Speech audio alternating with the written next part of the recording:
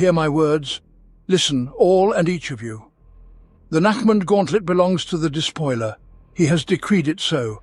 He has entrusted me to declare this. He has entrusted me with the most powerful fleet and the strongest army. Uncountable millions now follow my commands. And my commands are as follows: annihilate, seize, enslave, kill. You effete weaklings of the Imperium will see the towers of your cathedrals crumble, your cities burn to ashes, and your worlds turn to the dust of chaos.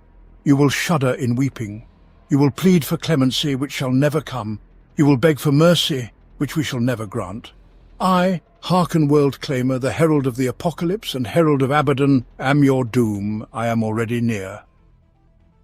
The old scholars turned off the heretical audio recording of the Lernaeans cult, and leaning on an ornately decorated cane, approached the sleeping acolyte. In the ensuing silence he made a theatrical sweeping gesture. The golden imperial aquila executed justice, and blood splattered onto the starched white gloves. Ignoring both the screams of the awakened pupil and the sullied garment, the scholars approached the board. The acolytes watched intently as the tip of the cane soared upward. With a creak, the wing of absolute authority marked the day's topic in blood: the Nachmund Gauntlet. Primarch Guilliman clearly perceived the problem of the Cicatrix Maledictum, which had divided the Imperium into two parts, Imperium Sanctus and Imperium Nihilus. Gathering all available competent forces, the Primarch gave the rogue traders a brief and clear order: find a path linking the two halves into one. Soon the surviving pathfinders of the Nachmund Gauntlet, who also bestowed upon it names such as the Abyss of Despair, Crossroads of Hope, and Canyon of Grief, announced the completion of their mission. Despite its insignificantly small size by galactic standards, the corridor of reality within the swelling Great Rift is immense. Brave captains and their crews, overcoming the madness of bodily mutation, charted a stable route. On it, the worlds loyal to the Emperor were marked with blood, sweat, and tears. However, they were like pebbles washed by the endless ocean of dangers. All along the length, width, and depth of the Nachmund Gauntlet, pirate cartels, Xenos empires, and the ubiquitous hand of chaos reigned supreme. Even during the time of the Horus heresy in the Nachmund sector within Segmentum Obscurus, the supreme monarch Caracalis ruled. He and his noblemen of the knightly house Mandracore rose against the Emperor. After the defeat of the War Master, the survivors quickly retreated to their homeworld of Darava. They began fortifying it hastily, expecting retribution from the Imperium. Amidst all the chaos, anarchy, and horror of the Great Cleansing, this never occurred. The Supreme Monarch Caracalis destroyed all evidence of their betrayal, yet still believed they could be attacked at any moment. He developed a policy of strict isolationism, slowly regaining strength through supplies from the dark Mechanicus moon Omega Threx. For 10,000 years, the nobles of House Mandracore have never ceased to fear the consequences of their ancestors. The fear that, on any given day, a vast imperial fleet might come to wipe them from the face of the earth reached its apex. Life under the Damoclean sword profoundly affected their way of living. Lacking a substantial number of external enemies, the nobles of the various families of House Mandracore focused their attention inwardly on politics. Those who insisted too strongly on new conquests beyond their homeworld or violated isolation rules were executed. Over time, they became increasingly distrustful of one another, and although civil wars flared in the past, ruling monarchs ruthlessly quelled them. The absence of wars did not facilitate rapid social advancement. Bribery, intrigue, and deception became commonplace. Chivalric honor transformed into covetousness and easily wounded pride. Bloodlines wove complex intrigues among themselves, hypocritically displaying a facade of family solidarity. All supreme monarchs after Caracalis insisted that when the Imperium arrives, House Mandracore must unite as one, regardless of their relationships. Yet each noble fears losing their wealth and authority. Thus, to preserve both, they arrange marriages between ever-closer relatives. Consequently, traits of deceit and physical ailments became more prevalent among the degenerating nobility, and with each generation psychic abilities manifested more vividly.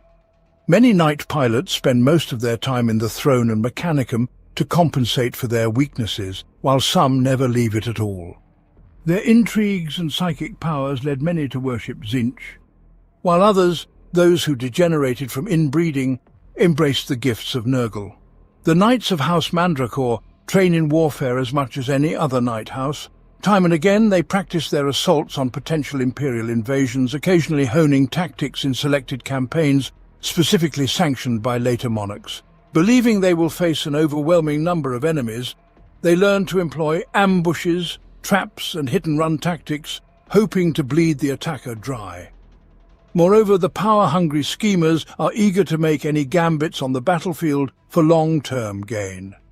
The Imperium paid no heed to House Mandracore until explorers first traversed the Nachmund Gauntlet.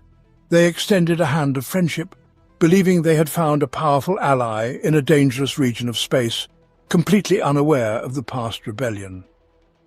By that time, the nobles of the Knight House had become paranoid to the extreme. The Eye of Terror after the epical events at Cardia altered its outline. The current High King Caligius, with the opening of the Cicatrix Maledictum, deemed that the ancient knight had returned.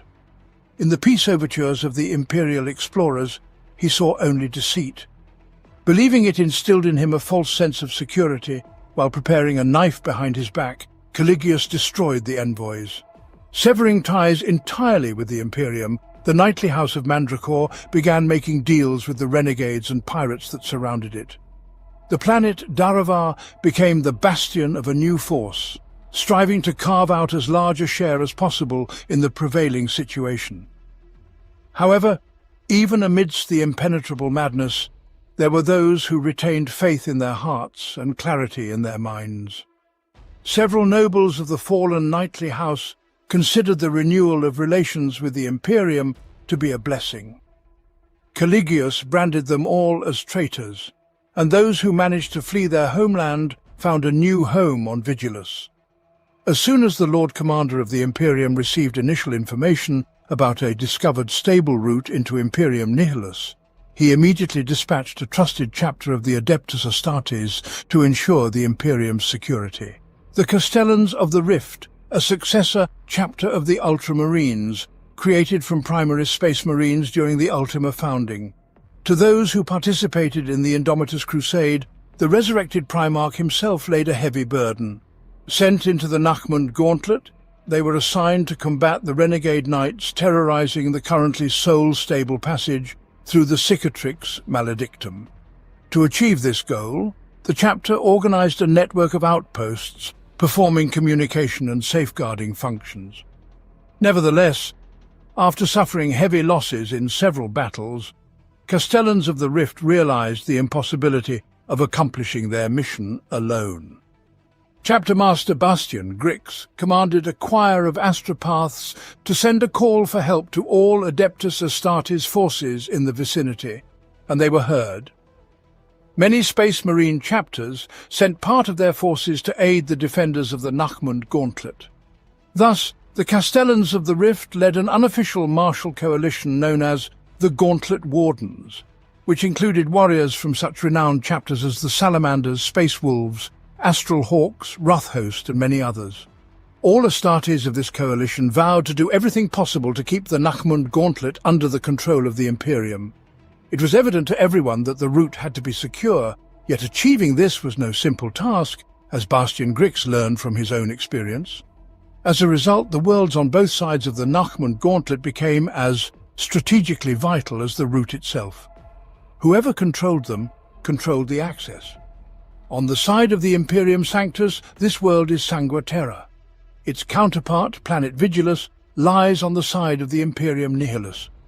And although the galaxy is unimaginably vast, news of the discovered route to the Dark Imperium spread like wildfire through a parched forest. The reasons for its existence remain incompletely understood within the Imperium. Many consider the Nachmund Gauntlet to be an expression of the Emperor's divine miracle. Regardless of the truth, its strategic significance cannot be overstated, and this fact is recognized not only by the highest military echelons of the Imperium. The eyes of Abaddon the Despoiler quickly assessed the potential of the Nachmund Gauntlet. Controlling it would be a crucial step for him in his quest to destroy the Imperium. It would not only lead to further isolation of Imperium Nihilus, already severed from the Emperor's light by the Great Rift, but also draw Imperial forces from other places, leaving many sectors devoid of significant garrison presence. The arch-heretic first directed his forces towards the bastion world of Vigilus. The relentless advance of the forces of Chaos was halted only after the Despoiler was forced to depart the campaign, having engaged in a titanic clash on the planet. Rumour has it that the chapter master of the Ultramarines, Marneus Calgar, was wounded in that duel. Despite these events, the war was far from over. The invasion of Abaddon and the subsequent events are known as the War of Nightmares. However, Vigilus had already been engulfed in flames in the so-called War of Beasts for many months. In fierce confrontations, the forces of the Imperium had previously clashed with the raiders of the Drukhari and the Asuriani, who had risen from under the yoke of the Imperium, the cult of the Pauper Princes, and orcs under the leadership of Kruldaka. The descent of the Chaos Warriors in a fiery storm from the heavens became a crescendo in the symphony of brutality. Those who fought for their ambitions began to fight for survival. By the time the Chaos Warmaster left Vigilus, almost the entire planet was devastated. Few areas of the world remained untouched by the destructive battles. Mega-hives like Dirkton, Storval and Mega Borealis were turned into ruins. Dontoria, shrouded in a putrid haze, was placed in quarantine. Abaddon left a substantial contingent of troops comprising heretic Astartes, mutants, cultists and Traitoris Militarum. In turn, the Greenskins and Gin-stealers remained present in significant numbers. The moon of Vigilus near Vellum could barely maintain contact with Sanguiterra. Its astropathic choir was subjected to targeted attacks by the warriors of the sworn enemy. Few surviving astropaths were capable of performing their duty. Noctilith crowns scattered across the surface of Vigilus drew power from the warp, causing empirical disturbances throughout the planet and exacerbating the misery and suffering of its people. Although Marneus Calgar survived the duel with Abaddon, the Ultramarines never refuted the rumours of his death, and the rumour quickly spread.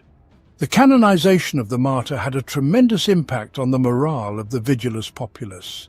Desperate people, spurred by anger, rose at the tolling of funeral bells for Vigilus. The Aquiliarian Council, established by Calgar to manage the defence of the planet, was dissolved in division. Vigilus was far from the only planet in the area of emergence from the Nachmund Gauntlet that endured an assault by the forces of chaos. No matter how desperate the resistance, world after world fell under the heel of the heretics. The crusade led by the Sisters of Battle of the Bloody Rose fought vainly in the Yolaris system. Suffering terrible losses, they retreated to Vigilus, bringing refugees with them. Regrouping and securing the support of the Astra Militarum, they conducted a successful operation to reclaim the Moon of Heartslag on the outskirts of the Vigilus system. The Cathedral of the Moon, strewn with fallen Imperials, was rededicated in honour of St. Calgar. The enormous atmospheric generators sustained damage during the battle, now venting air the colour of ochre. Those who witnessed this phenomenon believed Heartslag to be haloed in gold. To the people on Vigilus, it seemed as though this effect somehow caused the Great Rift to recede. Commissars even noted a significant reduction in executions for madness. Soon Heartslag was dubbed the World of the Halo, becoming a site of pilgrimage for refugees and the faithful. Vigilus, besides being home to weary souls, hosted individuals endowed with boundless power. Among them stood out Inquisitor Erasmus Cartavolnus of the Ordo Malleus. He strove to destroy the Noctilith crowns, arrayed in vast numbers by the forces of Abaddon. By practically dismantling one such structure near Grisport in Mega Borealis, he demonstrated their distorting influence on reality. By leveraging his inquisitorial authority, he successfully unified a diverse array of military forces. Combining wit, cunning and threats over time, he managed to destroy enough tainted monuments so that the local real space began to stabilize. Cartavolnus sincerely believed in the Emperor's spreading light over Vigilus in this dark hour, while others saw their victories as the favour of St. Calgar. Any imperial defeats were denounced as inevitable consequences of insufficient faith or as punishment for heresies known only to the Emperor. Over time, fanatic fervour grew among the population of Vigilus, and open worship of St. Calga began. Gradually, the growing number of refugees arriving from neighbouring systems reported a saving beacon guiding their way. Erasmus Cartavolnus capitalized on this immense surge of faith, raising armies for the ultimate victory against the Xenos and forces of chaos still tormenting Vigilus with their activities. Despite the successes achieved, the military influence of the Imperium remained rather weak at the exit from the Nachmund Gauntlet into Imperium Nihilus. So every imperial citizen was expected to contribute their share in the name of the Emperor and St. Calga. The Sanctum of Saints, a fortress said to be where the chapter master of the Ultramarines died, became holy ground. The arduous work of restoration and bolstering of defences was perceived by the people of Vigilus as a physical manifestation of their faith's strength. The Black Legion identified it as their primary target, intent on destroying not just the fortress, but the spirit of its defenders. Blood flowed like rivers, and corpses rose like mountains. Millions of mouths prayed to the God Emperor, pleading for salvation as the decisive assaults of the Astartes heretics renewed until the 3 cracked bells of St. Bartholomew's spire tolled. The holy fire erupted like a geyser, as if an ancient volcano had awakened. At the heart of the golden blaze stood Celestine, alive and sacred. With her arrival, the imperial defenders rallied and repelled the attack of the Black Legion. However, Celestine's work was not yet done. Declaring that all must be purified, she pointed towards the quarantine zone of Dontoria. The ships of the Bloody Rose chapter unleashed a devastating cannonade from low orbit. The mighty bombardment paved the way for Celestine and the Battle Sisters to cleanse all sections of the hive. The act of this destruction was visible from any point on Vigilus. Massive clouds of ash and smoke soared high and spread across the planet. Many feared that Abaddon had returned, yet for most, the great bonfire that became Dontoria was a beacon of faith, shining all the way to Holy Terror. Slowly but surely, the Imperium re-established its control over Vigilus. Communications were restored, forge temples rekindled, and command structures reformed. The importance of faith to the populace propelled the ecclesiarchy into dominant positions. The Synod of Vigilance was established as the ruling authority. The number of victories over the forces of Chaos and Xenos grew, allowing the Imperium more time and space for recovery and preparation for the events to come. While imperial forces on Vigilus seemed to establish some order, the bitter truth was that they were more isolated than ever. Worlds beyond their system were conquered by the forces of chaos.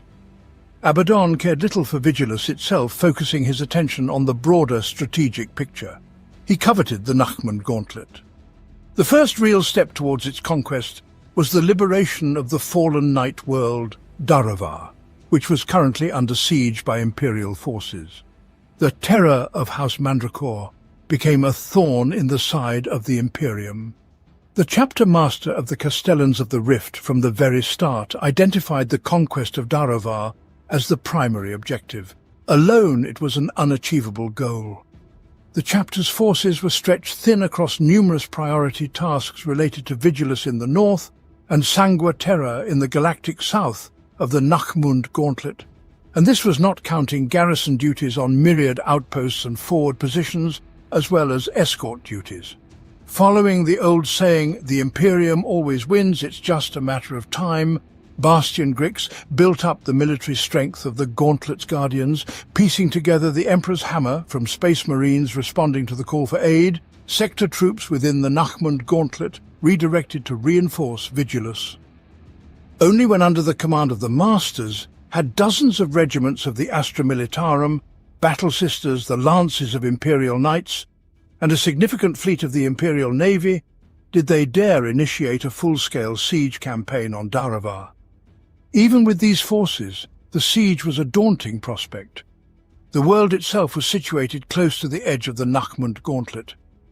The energy of the warp stormed and subsided in a completely unpredictable manner, making surrounding the planet virtually impossible. Access to the world was further complicated by the enormous fields of debris accumulated in the planet's near and far orbits. These treacherous zones were created from hundreds of ships destroyed by House Mandracore, either cast out by the warp or drawn in by gravity. Over time, the fields became inhabited by renegades, Xenos, and cultists, who conducted guerrilla warfare against the invading Imperials. Supreme King Caligius left them alone on the condition that they did not attack his homeland. The dark Mechanicus Forge moon Omega Threx, located within the system, had been a long-standing ally until Daravar. The Dark Magos seeded the debris fields and surrounding areas with void mines, while also continuously supplying Daravar with supplies and troops for its defense. The challenges attackers would face did not end there. Daravar was further protected by nearby warp anomalies, making direct assaults by large forces possible only through relatively narrow spatial channels. And there was only one real path by which an attacker could strike Daravar with full force. Master Bastian Grix developed a rapid warfare tactic for the campaign, where a decisive assault was made as soon as possible. It involved the largest warships being the spearhead, breaking through any resistance. Transport ships, following immediately behind them, would be ready to deploy all troops at once on command. When the Imperial assault fleet closed in on its target, all following warships would form a cordon against any Xenos and heretical forces that might surge from the debris fields. This would ensure that transports delivered the maximum number of troops to Daravar's surface unhindered. The wall of ships simultaneously created a narrow passage through which Imperial forces could retreat if necessary.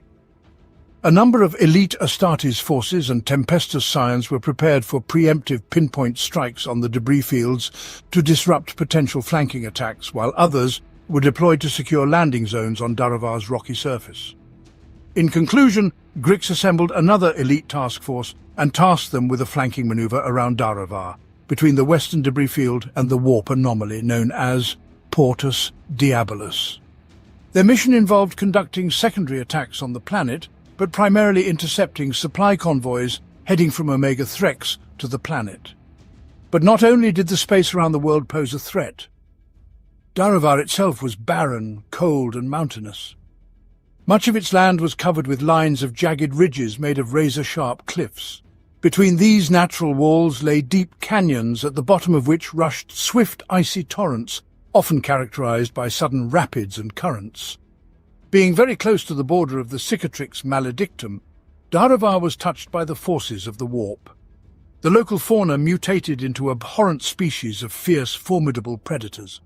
The cave entrances turned into giant jaws, eager to devour anyone who ventured inside. The sky, once almost grey, shimmered blue, red and green. The steadfast people inhabiting Daravar were fanatically loyal to the Knights of House Mandracore. Millions toiled for the welfare of their masters, having sworn with their lives that they would die for their lords if required. However, House Mandracore was not the only one defending its domains. After the onset of the Great Rift, High King Caligius and High Queen Caligia struck a pact with the warbands of the heretic Astartes, who brought with them armies of mutants and cultists. Each week, Omega Threx delivered more and more demonic machines to Daravar. They were all poised to spring into combat against the invaders, and their hatred for the Imperium could be relied upon. After Grix initiated his ground assault, his forces achieved initial successes. Having secured their landing zones, the Imperial forces advanced beyond what they believed to be the main holdings of the traitors, but soon after they encountered fierce resistance. The harsh terrain made Daravar highly defensible. Moreover, for millennia, House Mandracore had built layer upon layer of fortifications, tunnels and firing points to protect their holdings from invaders. The cave entrances that were not claimed by evil spirits were guarded by steel barricades. These defensive constructions could be rapidly swung aside, clearing the way for heavy weaponry manned by knightly militia. Upon depletion of ammunition or under concentrated enemy fire, they closed as quickly as they opened. Each cave entrance was within several fields of fire, making their assault a suicidal endeavour. The cave networks were so vast that knights and the forces of House Mandracore entering one entrance could emerge from dozens of other exits. For the Imperial invaders, it was almost impossible to tell where one fortress ended and another truly began. It was as if much of the entire planet was one huge fortification. Every inch of land captured by the Gauntlet guards was paid for with seas of blood. Caves, deemed safe, suddenly filled with enemies, days and sometimes weeks after being declared cleared. Despite the speed that Bastian Grix called for at the start of his campaign, the siege soon ground to a bloody stalemate. His armies were forced to adopt a torturous, slow war of attrition. Supreme King Caligius lacked the numbers to repel the Imperial invaders in a decisive battle, and neither could predict the outcome. For Abaddon, the Despoiler had already entrusted command of the 1,000-strong fleet to Harkon Worldclaimer for the conquest of the Nachmund Gauntlet, and the Herald of Apocalypse had already raised his spear over the Daravar system, intending to break the siege of the corpse on the throne's lackeys. He did this not out of a desire to aid a potential ally. The Chaos Warlord's force was so immense that even the combined might of the Night House and Forge Moon was but a drop in the incoming tidal wave. Instead, the Herald of the Arch-Heretic saw Daravar as an anvil, a place where he could shatter what his spies claimed to be the largest concentration of Imperial forces in the Nachmund Gauntlet. Abaddon emphasized the importance of capturing a stable passage through the Great Rift swiftly, and the Herald of Apocalypse understood that a large Imperial army inflicting damage on supply lines and ultimately slowing his advance could not remain at his rear.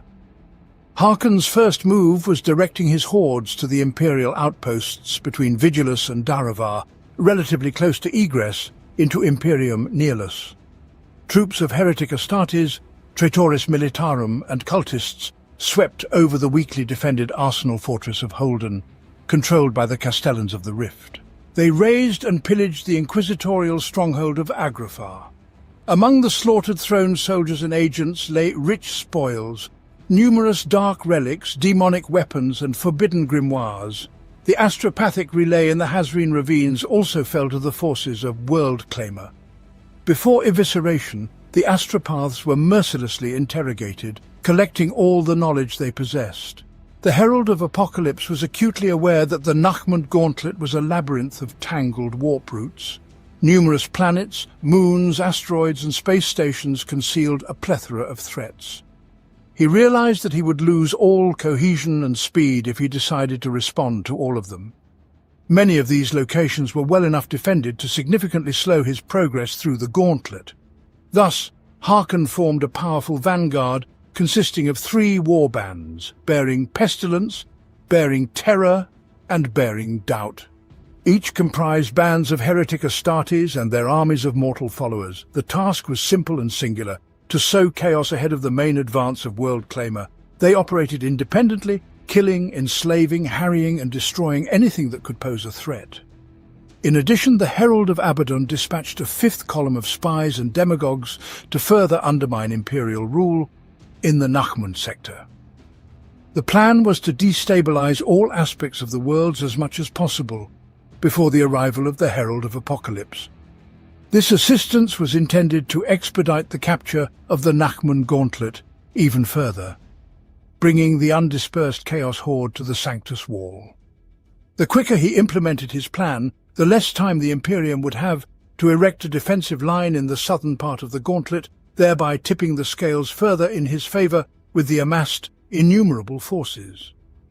With the clockwork of his plan ticking away the end of the Imperium in this sector, Harkon headed towards the Daravar system. Even though dozens of battle groups had been dispatched away from his forces, he still commanded thousands of ships and tens of millions of warriors. He knew that the Imperium had no chance of stopping him. By the time the first of the Worldclaimer vessels appeared alongside the Imperial Navy ships, the siege had been raging for several months. Imperial forces had suffered heavy losses fighting against the well-entrenched forces of the fallen knightly house. For Bastian Grix's forces, establishing a clear front line on the harsh and uneven terrain was nearly impossible. Units held on to positions with exposed flanks, where Allied forces could not support them. Frontal attacks incurred catastrophic losses and brought virtually no gains. Supply lines were impossible to maintain, not only due to the endless succession of ravines and ridges, but also because heretical forces launched strikes from deep cave networks, often kilometers behind what was considered the front line. Unable to attack, unable to hold the ground, seized under constant counterattacks, it began to seem that these attackers were encircled in a tight siege ring. The majestic and mighty Chaos Knights roamed their treacherous homeland unchecked. Thus, the quantity and might of the Imperium were paralyzed by the cunning and meticulous planning of the paranoid High Monarchs. Though Bastian Grix had allocated most of the Imperial void ships to support the ground operation, he had prudently maintained a rear guard near the Mandeville Point. Besieging forces were always vulnerable to becoming trapped between defenders and reinforcements from outside. Although the Castellans of the Rift's master did what every commander should have, he and his troops were not even remotely prepared for what was to come. Harkon was confident that the Imperial rearguard fleet, adhering to the dictates of the Tactica Imperialis, would be protecting the Mandeville Point in the Nachmund Gauntlet systems. Thus, he planned to deliver a ruthless blow, smash the ships arrayed against him, and prevent them from regrouping. In the vanguard of his fleet, Harkon placed ships belonging to the most bloodthirsty and aggressive of his warlords, many of whom were devotees of Khorne. A swarm of demonic ships driven by an insatiable hunger also took positions closest to the impending bloodshed. Scholars from their gilded pulpits could endlessly speculate and debate about what if the master of the Castellans of the Rift had directed his entire fleet to defend the Mandeville Point. They might have inflicted colossal damage upon the Apocalypse Herald's armada as it emerged into real space from the warp. But the Imperial Navy was overwhelmed with combat assignments, supporting the invasion with regular sorties from Aeronautica Imperialis squadrons and patrolling the outer edges of debris fields against raiders' breakthroughs consumed all available fleets. The ships defending the warp exit point stood little chance. The Dominator-class cruiser, protector of its stars, was boarded by heretic Astartes from 4 ships. Every crew member was slain by enraged maniacs. The Mercury-class battlecruiser Righteous Might swiftly destroyed 3 mutilated demon vessels before a 4th attacked from the rear. The nose of the vessel opened wide like a toothed maw and latched onto the stern of Righteous Might. Half the crew was devoured alive, while the other half was cast into the void due to resulting decompression. The captain ordered the activation of the self-destruct protocol, which obliterated the feasting monstrosity. The blood-soaked battleship of the World Eaters grappled several Imperial ships with its bear claw. As it drew its victims in with massive chains, its bloodthirsty warriors were already circling like sharks in boarding craft. The Night Lords from the battle barge Horror of Garcilil tortured hundreds of slaves to death. Psychically transmitting the agonized screams, they disrupted the choir of the Imperial fleet's astropaths, weakening their enemies' communication. Within a few hours, nearly half of the Loyalist ships were destroyed or disabled, as Admiral Harina Iglis ordered a retreat. Several ships remained to cover the withdrawal, along with those too severely damaged to leave. The Nemesis-class carrier Harrier of the Heavens moved into the stream of heretic ships. Its captain, Jakila Rovakov, evacuated as many crew members as possible in advance. Once the vessel was deep in the traitor's lines, she detonated the warp drive, destroying over a dozen and damaging scores of other vessels. The crews of the heavy frigates Foesmite and Angel's Blade set a trap by feigning lifelessness. They waited for the enemies to surround them before opening fire with every available weapon. Once Imperial resistance collapsed, hundreds of world-claimer ships surged unimpeded into the Daravar system. They ruthlessly pursued the retreating ships of the Imperial fleet, destroying and capturing all that lay in their path. The Loyalist ships tasked with overseeing the debris fields withdrew before the onslaught of Harkon's armada, knowing resistance at that moment was futile. With the debris fields left unguarded, the Herald of Abaddon dispatched part of his forces to them. They were as fraught with potential dangers for him as they were for the Imperium.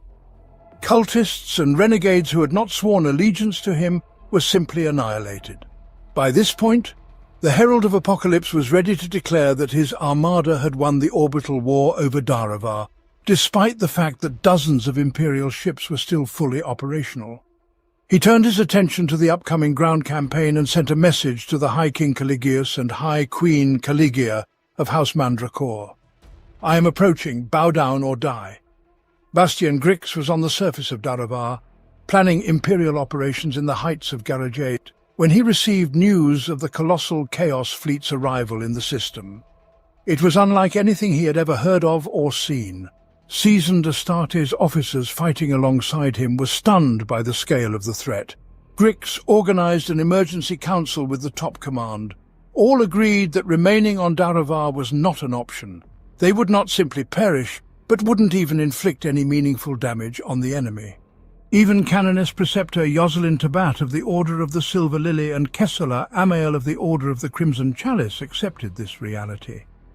Admiral El Garatir of the Imperial Navy asserted that victory would now be measured by the Imperial lives saved, not by the enemy territories conquered. The commander of the Gauntlet Guards concurred. Their duty now was to retreat in order to continue the fight another day. To that end, the first thing he did was recall ships from a long raid intercepting supplies from Omega Threx. They would need every ship available. Without time to spare, Grix ordered a withdrawal to the plateaus of Delerion, Gamora, Anak, Zakar and Gizar, or to move to other landing zones they had used in the invasion over Daravar. These sectors were best suited for defense, having garrisons and supplies, but most importantly they were already accessible to the landing ships evacuating the retreating armies. Grix knew that many lives would have to be sacrificed even if the retreat was successful. The fighters would face the House Mandracore Knights hot on their heels, as well as the freshly arriving forces of Chaos. There was no time for troop rotation. Some were fated to ensure the survival of others. Others were given a chance to escape and seek vengeance. The units already on the front lines and unable to retreat were ordered to hold their positions. Some were commanded by the chapter master Castellan of the Rift to attack, intending to keep the forces of the fallen Night House on defense. Pilots took one dose of stimulants after another, flying sortie after sortie, holding the enemy in place and providing maximum support to those troops who would lay down their lives over Darova. The artillery crews matched the aces of the Aeronautica Imperialis in determination. Observing the massive bombardment of enemy positions, they exhausted their supplies. Thus the Imperium bid farewell to the unfortunates, supporting them for as long as possible.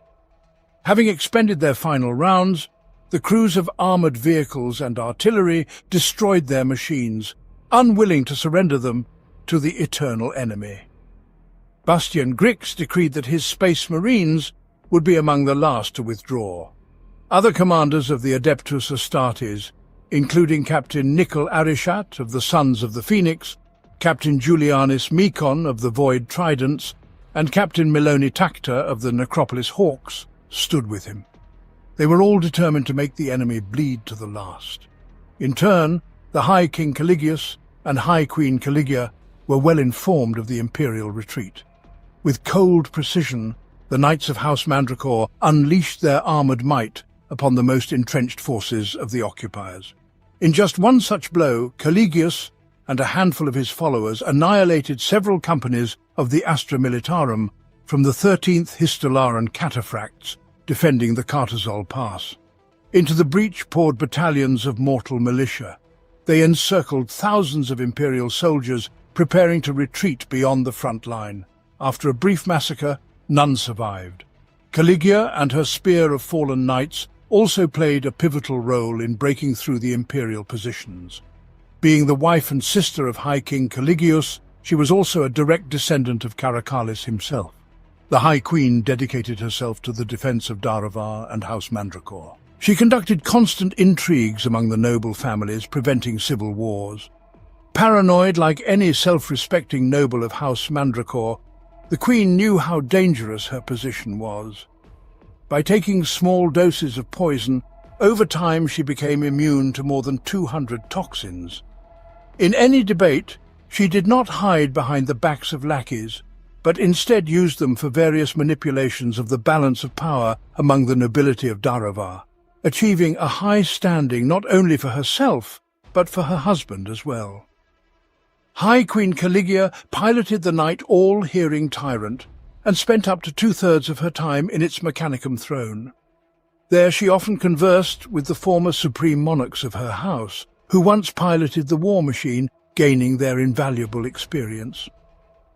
During the siege of Daravar, Caligula fought in the Ugbaragol sharp spines, a labyrinth of ridges, cliffs and dense warp-distorted forest. She was accompanied everywhere by her 3 handmaidens. Each was the daughter of a powerful family and served as a hostage, ensuring the loyalty of her lineage. They piloted the Knights Ravager, Defiler and Frenzied. Together, the 4 fallen knights defeated the Spear of House Court, supported by a half-company of Void Trident's guardsmen and the Order of the Bloody Rose. And during the retreat of the Imperium, they breached the positions of the Adamant Halo Order and the Ivory Blade Order, destroying a column of transports. When the armies of House Mandracore and their new allies united against the Imperial forces, the sky was black with ships filling it. The Herald of the Apocalypse himself descended to the ground at the head of a pack of Black Legionnaires equipped with jump packs. In their fervour, some of the forces of the World Claimer landed too close to the Imperial forces and were crushed while still in the air. However, the majority were able to fully deploy without issue, opening dozens of new fronts with the beleaguered Imperium. Though Harkon had resources capable of obliterating the Imperial Navy in orbit, he sought to annihilate the followers of the false Emperor on the ground. Furthermore, by deploying armies on the surface, Harkon asserted dominance over the Knights of House Mandracore. He left them in no doubt that opposing him would lead to their complete destruction. Herald of Abaddon did not wish to remove one thorn from his side in the form of the Imperium, only to find another there in the form of House Mandracore. The forces of Harkon, the World Claimer and the Overlords pushed the Imperial troops from land they had spent months and hundreds of thousands of lives to defend. Fierce loyalists, cut off from evacuation points, waged a guerrilla war against the army of chaos.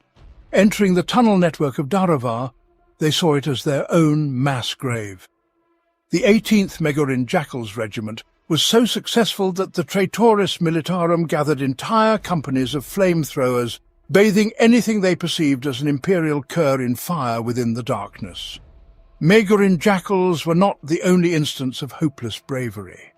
Troops of the Adepta Sororitas and a detachment of Astartes also utilized the caverns against their pursuers, inflicting significant losses and buying precious time. These elite troops adopted tactics of strikes deep behind enemy lines, destroying ammunition depots, fuel reserves and armored vehicle parks.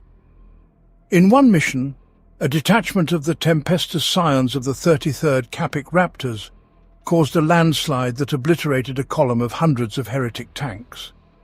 In another, the Tempestus Scions of the 82nd Lambdan Tigers seized an anti-aircraft battery, turning its barrels on the Chaos landing modules.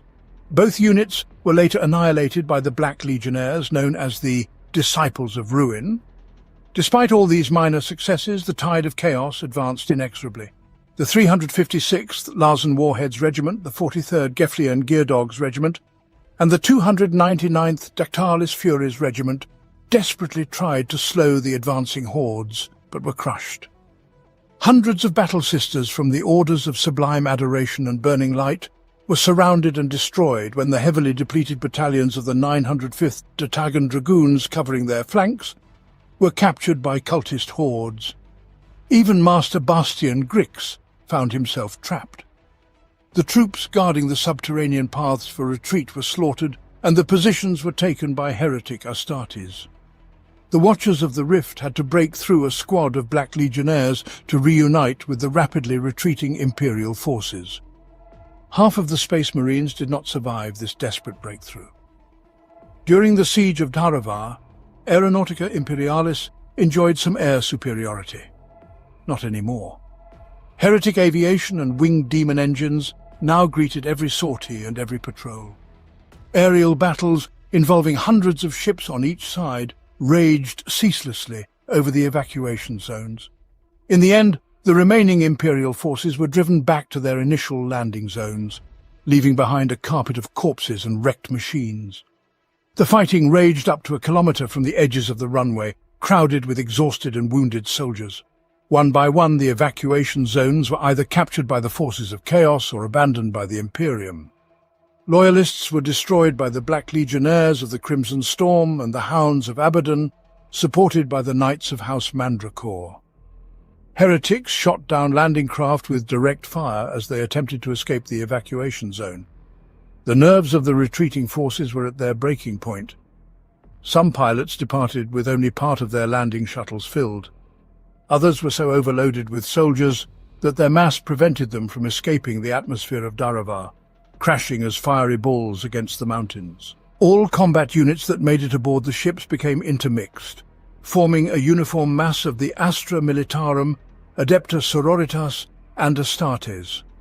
On one of the last landing ships from the Delerion Plateau, laden with as many soldiers as the pilot dared to take, Bastian Grix himself boarded. Only a fifth of the Gauntlet guards managed to escape from Daravar. Unable to regroup, the ships scattered in all directions. Some sailed to Vigilus, guided by the golden light of the Beacon of Hope. Others headed toward Sanguaterra. Those less damaged hid within nearby systems. Daravar was successfully cleansed of the lackeys of the corpse on the throne. Harkon's horde seized a rich bounty of weapons, armoured vehicles and starships. The High Monarchs of House Mandracore and the Dark Mechanicus of Omega Threx joined the forces of the Herald of Apocalypse, and while the fleeing Loyalists sought deeper burrows to lick their wounds, they witnessed the spreading wildfire of violence. The unleashed vanguard of Harkon World Claimer proved extraordinarily effective. He meticulously selected troops, organizing them into formations of Plague-Bearers, Terror-Bearers, and Doubt-Bearers. The main quality was the ability to carry out tasks on a long leash. Loyalty, specialization in rare combat doctrines, and unique skills allowed tasks to be allocated among them without conflicts of interest inherent to the ambitious warbands of chaos. These Black Legionnaires advanced on the astropathic relay station of 837A, while the Iron Warriors warband, known as the Scions of Medrengard, destroyed the Castellans of the Rift Arsenal at Forenis. Hexagatos, a group of 6 large space stations located at the crossroads of several warp routes, served as an important transit hub in the Gauntlet of Nachmund. Becoming a center for traders, smugglers, refugees and pirates, it drew the attention of fanatics from the bringers of true light. Turning away from the face of the Emperor only 100 years ago, they quickly built an extensive cult network, conducting espionage and recruitment in favor of the Herald of Abaddon. Another potent force of the vanguard was the detachment of the Thousand Suns, known as the Reflective Ones. Their mission was to capture the Pulse Station and the Coralis Immaterium. Built on the methodology of the Dark Age of technology, this megastructure restrained warp storm waves. With the opening of the Great Rift, the warp anomaly merged with it, however.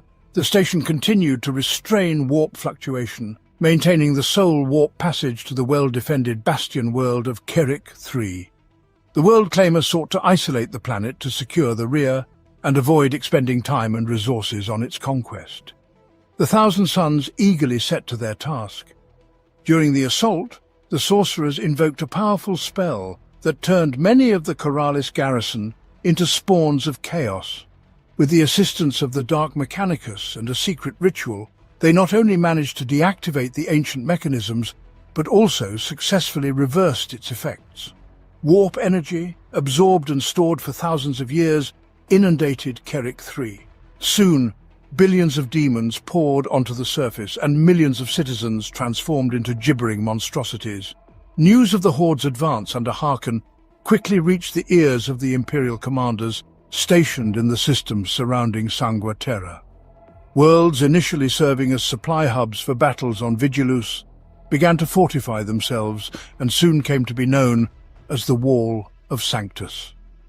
The Imperial command made the harsh decision to draw a line according to the known cartography of the Nachmund Gauntlet through the Shrine World of Centaurs. Recognizing that they currently lacked the strength to oppose the horde of the Herald of Apocalypse, all worlds beyond the line were ordered to hold out for as long as possible. Based on rumors about the speed of the heretics' advance, they were deemed too distant for a successful evacuation to the Wall of Sanctus. All Imperial holdings south of the line were ordered to urgently evacuate as many people as possible. Priority was given to armed forces and maintenance personnel. Harkon, Worldclaimer, departed Daravar at the head of his fleet. He needed to hurry. Reports of all subsequent events in the Gauntlet of Nachmund, as well as maps of the best and shortest warp routes, promptly came into his possession. Wherever the heretics struck, they sowed indescribable carnage and destruction. Many worlds and outposts had already been heavily devastated by the consequences of the Great Rift. Pirates, anarchy, massive psychic disorders, spontaneous mutations. Thanks to the actions of Harkon's vanguard, no effective resistance could be mounted. Many surrendered in the hope of receiving a mercy that never came. Interesting were the cases where people liberated from the oppression of Xenos praised the Adeptus Astartes, not even realizing to whom they were praying.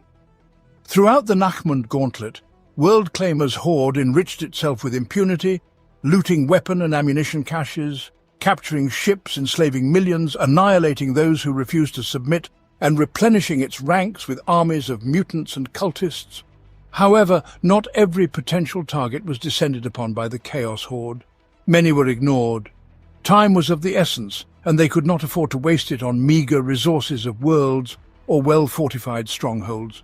For instance, Herald Abaddon simply bypassed the pirate-infested region of Coraplex, and some systems were so insignificant that he was not even aware of them, as spies simply remained silent about them. Despite all of Harkon's efforts, the process of maneuvering a horde of such size along the Nachmund Gauntlet took many months and was not without issues. In the absence of Abaddon, maintaining order among the massive conglomeration of heretic Astartes, comprised of various legions and renegades, was virtually impossible. Some simply hated each other, and others stayed with Harkon only as long as their objectives were unmet. Some were so deranged that even the promise of an orgy of bloodshed on the other end of the gauntlet could not restrain them from spontaneous carnage. Despite its immense power, the Chaos Horde still suffered from attacks that diverted valuable reserves and disrupted already stretched supply lines. Like moths to a flame, orcs flocked from all over the gauntlet for a good brawl. Freebooter orcs revelled in gnawing into the flanks of the Chaos followers. Eldari from the craft worlds of Saimhan, Ulthwe and Kinshara, as well as various great masks of harlequins, did the same, dealing strong and swift blows before vanishing. Drukhari raiders packed their holds with slaves from their raids. Even heretic Astartes like the Oathbroken and Warriors of Mayhem took a hefty share of spoils from the immense horde of the Worldclaimer, unwilling to bend to Abaddon's will. The Imperium did not lag behind, resorting to guerrilla tactics. The Guardians of the Gauntlet were a persistent thorn in Worldclaimer's side. They widely employed decoy ships, destroying them alongside marauders, eliminated repairable ships, or liberated slaves. Astartes, from dozens of chapters, including the Black Templars, Angels of Defiance, Silver Skulls, and Solar Hawks, orchestrated daring boardings and ambushes, trying to diminish the size of Harkon's horde. Despite all this, the invasion fleet of the Herald of Apocalypse was so enormous that nothing could prevent it from reaching the end of the Nachmund Gauntlet. Refugees who reached the Sanctus Wall brought with them panic-stricken news. All victories over the forces of chaos seemed so insignificant compared to the tales of desperate defences of besieged worlds that defeat seemed inevitable. The only hope was to construct a defence of the Sanctus Wall strong enough to repel the wave of heretics. Yet, hope was ephemeral, though few commanders of the Imperium dared to admit this aloud. Most planets constituting the Sanctus Wall faced varying levels of civil unrest, and Adeptus Administratum provided disheartening statistical and analytical data. The number of arriving troops was too few compared to the surging horde. Despite this, all Imperial commanders endeavoured to fulfill their duty to the Emperor and prepare the worlds for the coming battle. However, a new hope ignited among the defenders when news arrived of incoming reinforcements. Reports indicated that the strike forces of Battle Group Lambda, part of the larger Crusade fleet Indomitus Secundus, were rushing to fortify the Sanctus Wall. They were close, but, according to calculations, not close enough to arrive before the heretic fleet. Lord Admiral Quirin Priska proposed a plan. She would lead as many ships as possible into the Nachmund Gauntlet and head towards the Graciloid Narrow. There, they would intercept the Chaos Armada to delay it. Everyone hoped they needed to win just a few days, fervently praying to the Emperor that this would be enough. Knowing there was no other option, the Imperial Command sanctioned Priska's attack. She utilized numerous civilian vessels as fireships, and also sought additional support from the Adeptus Astartes, Adepta Sororitas, and Astra Militarum. As the hastily assembled Imperial fleet set sail, those aboard knew it was a one-way journey. While the Imperium had available time, it was hurriedly strengthening defences and building the Sanctus Wall brick by brick. Though resources and troops flowed like a river, an acceptable outcome remained a dream. With each passing day, with every confirmed rumour about the size and power of the Horde, the confidence that the Loyalists would make it in time waned. 4 systems, Sanguis, Jaghal, Coryx and Leonid, were the pillars of the Sanctus Wall. Every world, from the smoke-choked Encus in the Jaghal system to the warp-storm-ravaged Badawin in the Leonid system, was stockpiling weapons, ammunition, medical supplies and food. All available people were digging trenches, laying minefields, stretching barbed wire, building fortresses and dugouts. Manufactorums and mines worked ceaselessly. Overseers with whips squeezed every ounce of efficiency from workers and machines. On most worlds in the sector, every able-bodied adult was conscripted into service, either as a soldier or in labour brigades. Allowances for water, food rations and sleep quotas were cut to the bare minimum for everyone, to conserve resources and maximise productivity. Refugees who flooded to the Sanctus Wall were immediately handed a laser gun or a shovel even before their bare feet touched the planet that became their refuge. From the cardinal world Oroi of the Coryx system, venerable bishops recited prayers and hymns, broadcasting continuously over massive Vox networks to boost morale and remind citizens what they were working for. But they did not stop the riots and infighting. Even the Emperor's angels had to intervene on the worlds of Maroch and Marduk in the Jaghal system.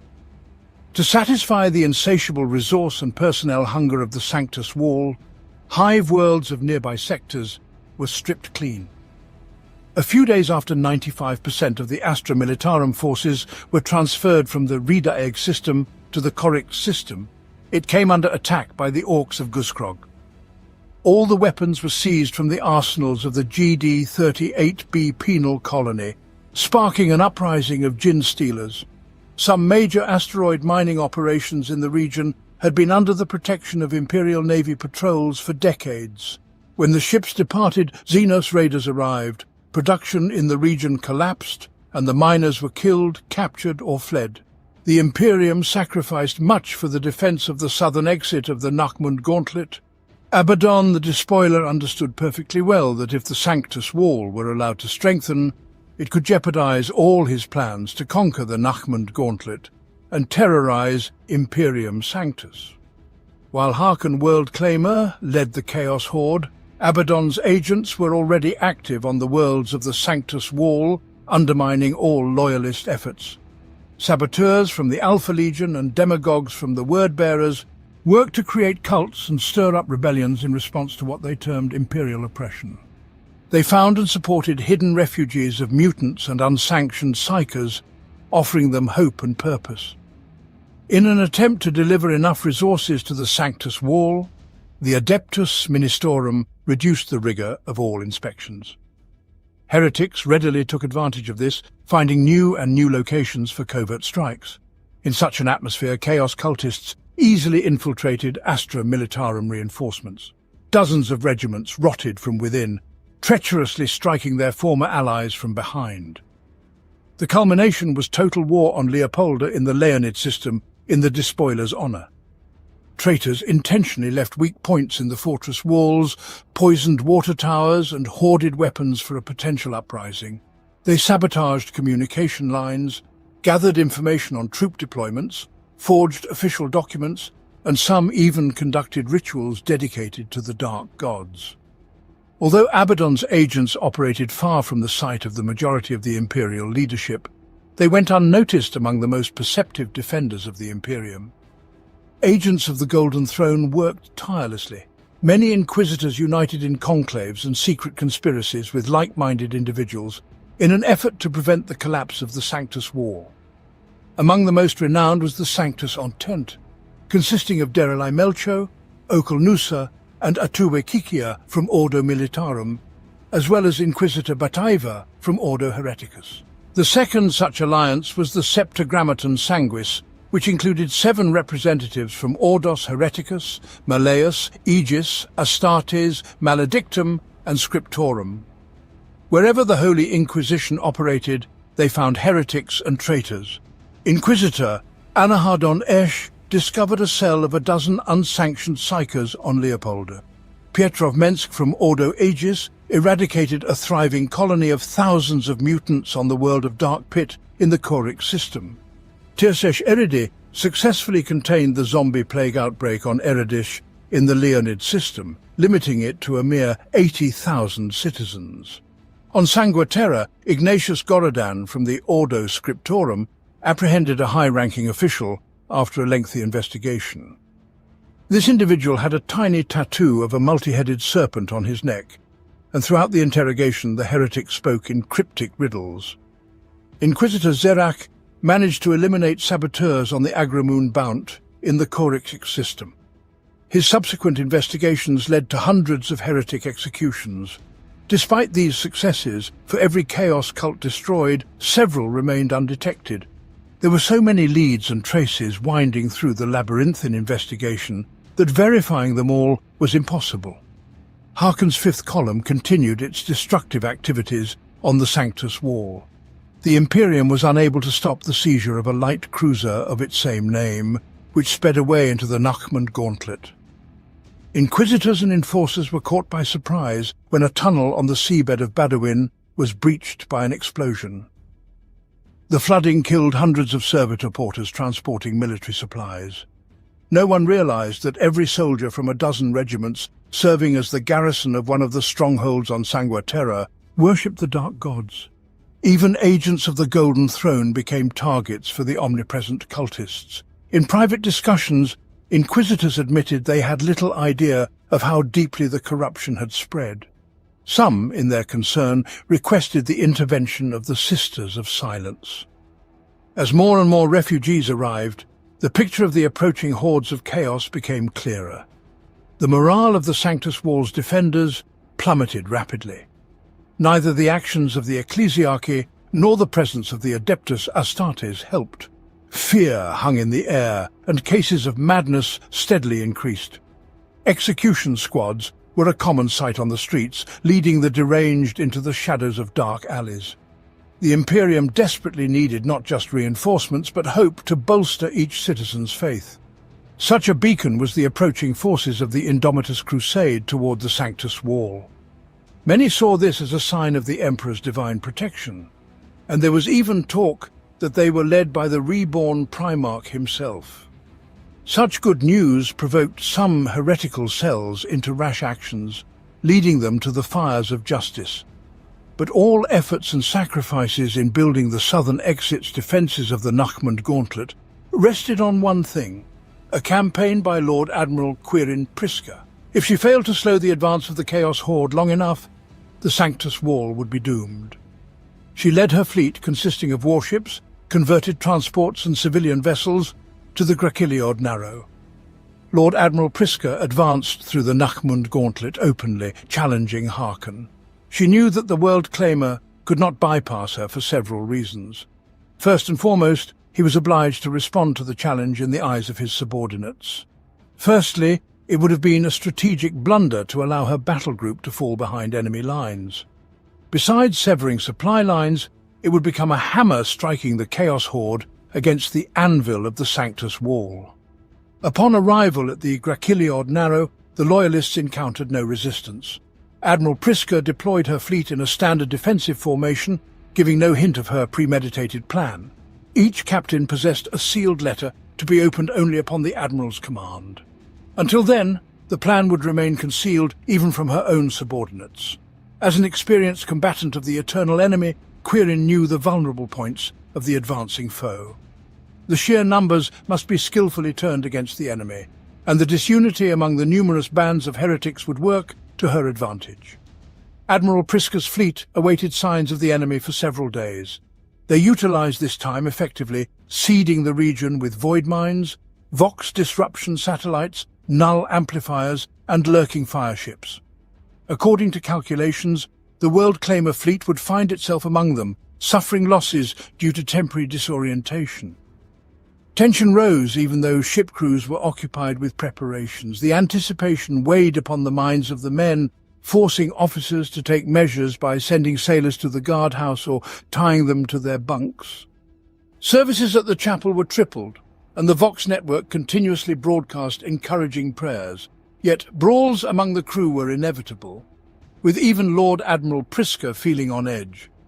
While Quirin inspired officers and crews to be strong and calm, part of her wondered whether the World Claimer had found a path around and left the Sanctus Wall defenseless. The days dragged painfully on until the first Chaos ships, led by the flagship Harken, Herald of Damnation, suddenly appeared. As Prisca anticipated, the first wave of ships was caught off guard. The following wave of heretics found themselves emerging into real space filled with chaos. Disrupted communications and ubiquitous minefields left no room for maneuver. As more and more enemies arrived, Admiral Quirin ordered the envelopes opened and new instructions followed. At some point, servitors responsible for counting enemy ships began to burn out, overwhelmed by the data influx. Faced with such a sight, a handful of captains from the Imperial Navy preferred to risk an emergency warp jump rather than confront the horde. Quirin Prisca barely maintained her composure, only now realizing the scale of the threat facing them all. Remembering the mission entrusted to her, she remained steadfast. The completion of the first phase of the battle plan afforded the Imperial Navy Admiral time to implement the second phase. Following the unsealed orders, the Loyalist fleet reformed into a long, thin, diamond-shaped wedge. 3 of the largest warships held the perimeter. In the center were transport escort vessels, converted into carriers. When all was ready, the order resounded. Full speed, attack the right flank of the World Claimer Armada. Fire macro cannons and lance batteries as ready. First blood belonged to the Imperium. The heretic cruiser Blood of the Eight was torn apart by the salvo of the battleship Quirin Prisca, the Hammer of the Emperor. The debris from the ship, shrapnel damaging the escort ships, covering it against the backdrop of drifting corpses, expelled into the void by the decompression. Through the open gates of the breach surged the fleet of Admiral Imperial Navy. As the Loyalists' hearts might tremble with joy, much dirty work was yet to be done. Quirin's plan was to remain constantly in motion, shielding themselves from enemy fire with their own ships. The rushing Imperial fleet sowed death through the disoriented horde. The cruiser of the Black Legion, Doombringer, found itself under the sights of several ships with coordinated fire. Initially, the void shields were stripped away, followed by the target itself. The Grand Cruiser Holy Light rammed the enemy ships Dark Fang and Black Venom, failing to clear its path in time. However, this was no easy stroll, for the heretic captains were seasoned, capable of waging war alone. The strike cruiser of the Emperor's Children, Sweet Release, pushing its engines to the limit, destroyed the frigate Honest and took its place in formation. It was firing upon and boarding Imperial ships around it. The fate of the captured crew members of the Imperial Navy was one to be envied. Lord Argar Savros, commander of the escort squadron of Gladius-type Black Legion frigates, known as the Dark Triad, calculated the recharge patterns of the Imperial cruiser Mighty Sword. He ordered his ships to attack the gun decks while the crews were reloading. Salvos from plasma guns disabled the armament of the Mighty Sword, paving the way for boarding torpedoes and bombers of the Black Legion battle cruiser Hellfist. The battleship of the Iron Ridge's Black Legion detachment was filled to the brim with formidable terminators. Wave upon wave, they marched into the teleportation bays until they captured the light cruiser, Hero of Belladonna, the heavy frigate Steel Baron, and the cruiser Imperial Justice. Despite losses, the Priska fleet maintained sufficient speed to break through Harkon's horde. The flanks of the Loyalist formation spread left and right, beginning to reform for a repeat of the successful maneuver. Makeshift carriers not previously engaged in the battle released their deadly cargo. A swarm of bombers under the cover of fighters struck at the rear of the heretics. The pilots of Aeronautica Imperialis, having expended their munitions, managed to return for resupply according to calculations. The Chaos Horde jostled among their arriving ships and wreckage. In their eagerness to engage the hated Imperials, every semblance of discipline was disturbed. At the same time, a large part of the Herald Abaddon Armada was assembling into battle formations. While the Imperial Navy rapidly attacked and dodged responses, Harkon coldly imposed order. The Imperial forces were too small to overcome him, and all this time the Harbinger of the Apocalypse remembered the goal given to him by Abaddon the Despoiler. He simply could not allow the lackeys of the corpse on the throne to inflict significant damage on his horde. Priska took advantage of every possible benefit afforded by the established trap. Time and again she struck at the larger Chaos ships while the Imperial forces maintained their formation. Yet with each hour of battle it became increasingly difficult to do so. Shielding her battleship with the Grand Cruisers Holy Light and Knight of Turner, Quirin ordered all captains to disperse and make every effort to avoid encirclement. She reminded them that while killing heretics was commendable, the Sanctus Wall needed time. This meant staying alive as long as possible, prolonging the battle. The Imperial Navy continued to sow chaos, making daring boarding attempts and supporting each other wherever possible. The Astartes, who followed Priska, exhibited themselves with unparalleled valor, undertaking the most reckless missions. Clouds of corpses and debris spread out like continents. Harkon was impressed by the efforts of the Imperium. They fought with fierce determination and achieved an impressive ratio of damage to losses. But their doom was inevitable. The Harbinger of the Apocalypse laughed when he received a report on the destruction of the Glorious Hunt, an Astartes strike cruiser of the chapter. Abaddon's horde was so vast that hundreds of ships could maneuver anywhere without interference from the Imperial Navy. He was pleased that Imperial forces had fully given themselves to the fervour of battle, paying no attention to the manoeuvres of his left flank. After many hours of fierce fighting, during which dozens of ships were destroyed and captured on both sides, Harkon completed the formation. The ships were deployed in such a way that they resembled a maw, a huge cosmic trap set to snap shut, and the Harbinger of the Apocalypse gave the order: kill. Finally, unleashed, the Horde of Chaos lunged at the battered Imperial fleet, thirsting for blood. The battle barge of the World Eaters, Khorne's Wrath, sped ahead of the rest of the fleet, heading directly for the battle barge Bastion. The Astartes aboard, exhausted from hours of combat, stood no chance, fighting to the last round and drop of blood. But when silence reigned on the ship, it resembled a sepulchre. One by one, the fleet of the Imperial Navy was shattered. The battle was over. The only survivors were those captains broken by the sight of the Chaos Horde and a handful of ships that managed to reach the docks of the Sanctus Wall. The survivors reported the defeat at Grakiliod Narrow. They explained that Lord Admiral Priska undoubtedly died heroically, steering her ship straight into the maw of the enemy. Beyond this, there was even worse news. The Horde of Chaos was even larger than rumours and intelligence reports suggested. Moreover, according to observations, the enemy has replenished its losses with the fleet of Priska. However, what softened the defeat was that it was not in vain. The suicidal mission truly bought time. The strike forces of the Indomitus Crusade had arrived. Admiral Quirin Priska's sacrifice and her fleet also enabled numerous refugees from the Nachmund Gauntlet to reach the Sanctus Wall. Now each world was fortified with the Adeptus Sororitas, Imperial Knights, Astartes, and Adeptus Mechanicus. Hundreds of loyal ships filled the space of the southern exit of the Gauntlet. In honor of her sacrifice, Lord Admiral Priska was declared a saint, and the mighty battleship, the flagship of the fleet, Sanctus Wall, was renamed Defiant Saint Priska. Lord Castellan Alibet Ianeva and High Admiral Roland Avery Woolston XIV, commanders of the arriving task forces, were deeply troubled by the reports from the survivors of the Battle of Gauntlet Narrow. They concurred that even if all gathered forces were combined, victory in a confrontation with the Chaos Horde was far from guaranteed. Moreover, there was no indication of Abaddon's location, having withdrawn from Vigilus, nor whether he was leading another fleet that surpassed the current one to aid Harkon. The disheartening reports about rampant heresy and mutations also gave no hope for stabilizing the systems. Forced measures only prompted the citizens of the Imperium into provoked rebellions and open conflicts. Yet they did not remain idle. Forces entrenched themselves. Bastions were guarded by garrisons. Space lanes were patrolled and recruits were trained.